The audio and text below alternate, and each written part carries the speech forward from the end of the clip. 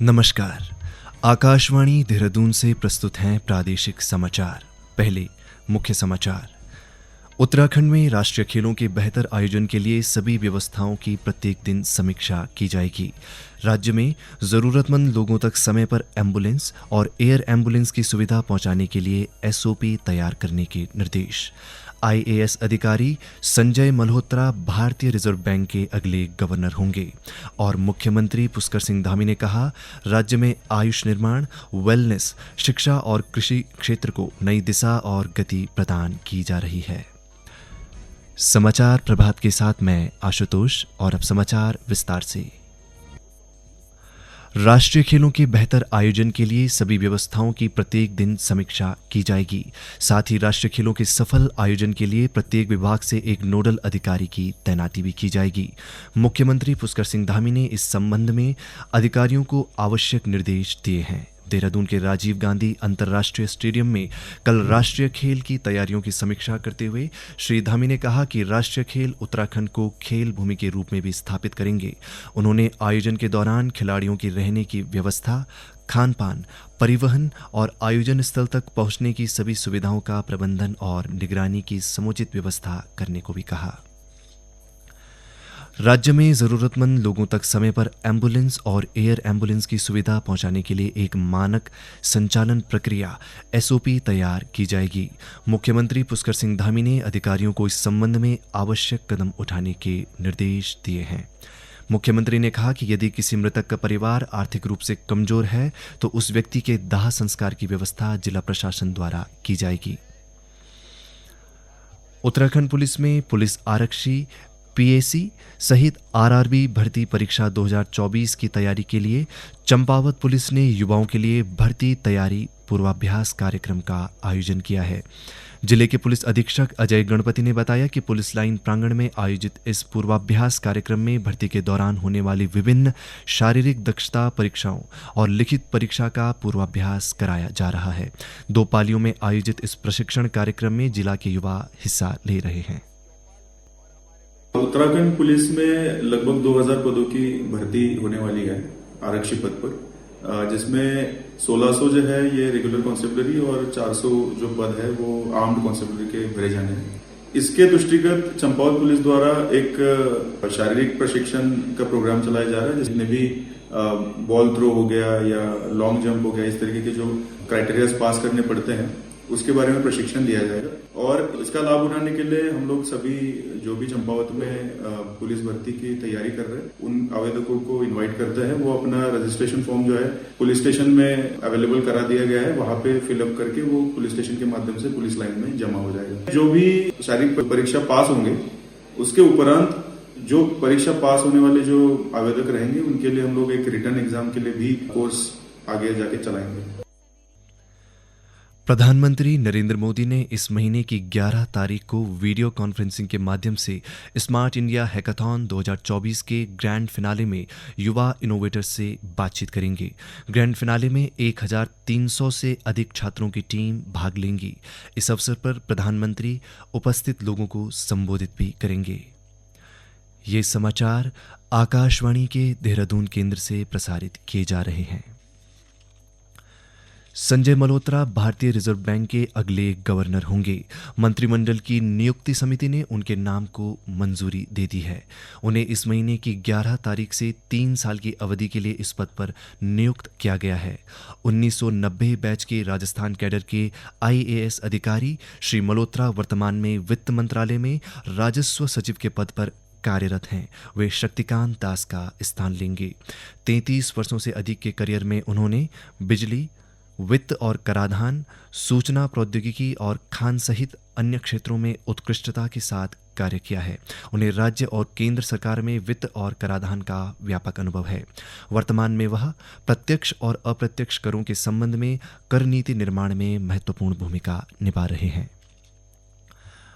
मुख्यमंत्री पुष्कर सिंह धामी ने कहा कि उत्तराखंड में आयुष नीति के तहत आयुष निर्माण, वेलनेस, शिक्षा और कृषि क्षेत्र को नई दिशा और गति प्रदान की जा रही है। उन्होंने जोर देते हुए कहा कि देहरादून में आयोजित होने वाली वैश्विक आयुर्वेद कांग्रेस राज्य को आयुर्वेद के क्षेत्र में अंतर्राष्ट्रीय स्तर पर एक नई पहचान दिलाएगी। मुख्यमंत्री ने सचिवालय स्थित मीडिया सेंटर में 10वें विश्व आयुर्वेद कांग्रेस के कर्टेन रेजर और प्रोग्राम गाइड का विमोचन करते हुए कहा कि उत्तराखंड की जलवायु औषधीय पौधों के लिए बेहद अनुकूल है। उन्होंने यह भी कहा कि आयुर्वेद का उत्तराखंड, हिमालय और वनों से गहरा संबंध है, जो राज्य को इस क्षेत्र में अग्रणी भूमिका निभाने का अवसर प्रदान करता है। उत्तराखंड की ये भूमि प्राचीन काल से ही आयुर्वेद की जो प्रज्ञा भूमि है, इसकी भूमि रही है और इस भूमि पर आयुर्वेद औषधियों की खोज और शोध का कार्य लगातार होता रहा है, क्योंकि यहाँ की जो जलवायु है शुद्ध है, उर्वरा शक्ति है, आयुर्वेदिक जो औषधियां हैं उसके लिए आवश्यक जो वनस्पतियां हैं उनके अनुकूल भी हमारी ये देवभूमि है। और हम सबके लिए ये बहुत ही खुशी की बात है, हर्ष का विषय है कि यहाँ पर 10वीं विश्व आयुर्वेद कांग्रेस एवं इसका आयोजन हमारी धरती पर हो रहा है। और निश्चित रूप से कार्यक्रम ये केवल भारत में बल्कि संपूर्ण विश्व में आयुर्वेद के द्वारा स्वास्थ्य के क्षेत्र में अलग जगाने में, नए अनुसंधान लाने में और जो मंथन होगा, चिंतन होगा, बात होगी, उससे एक अमृत निकलेगा और वो आयुर्वेद की अलग पूरे विश्व के अंदर जगाने का काम करेगा। इस महत्वपूर्ण आयोजन में 58 देशों के 300 से अधिक अंतर्राष्ट्रीय प्रतिनिधि शामिल होंगे। साथ ही देश भर के 6,500 से अधिक प्रतिनिधि और लगभग 2 लाख आगंतुक भाग लेंगे। यह सम्मेलन ज्ञान, सहयोग और नवाचार का एक अनूठा मंच बनेगा। इस आयोजन से आयुर्वेद के लाभों और इसे आधुनिक तकनीक के साथ एकीकृत करने की दिशा में जागरूकता फैलने की उम्मीद है। साथ ही यह सम्मेलन आयुर्वेद के क्षेत्र में ज्ञान साझा करने, शोध में सहयोग और व्यापारिक अवसरों को बढ़ावा देने में सहायक साबित होगा। प्रदेश के पहाड़ी हिस्सों में बर्फबारी के बाद ठंड बढ़ गई है। अधिक ऊंचाई वाले हिस्सों में रात का तापमान 0 डिग्री से नीचे चला गया है। वहीं मैदानी क्षेत्रों में भी ठंड में बढ़ोतरी दर्ज की गई है। साथ ही मैदानी इलाकों में कुछ हिस्सों में आज सुबह के समय धुंध छाई है। मौसम विभाग के अनुसार आने वाले दिनों में प्रदेश में मौसम साफ बना रहेगा। हालांकि पर्वतीय हिस्सों में शीतलहर चलने की संभावना है। और एक नज़र समाचार पत्र की सुर्खियों पर। आरबीआई के नए गवर्नर की नियुक्ति की खबर को सभी समाचार पत्रों ने प्राथमिकता दी है। दैनिक जागरण लिखता है, राजस्व सचिव संजय मल्होत्रा होंगे आरबीआई के 26वें गवर्नर।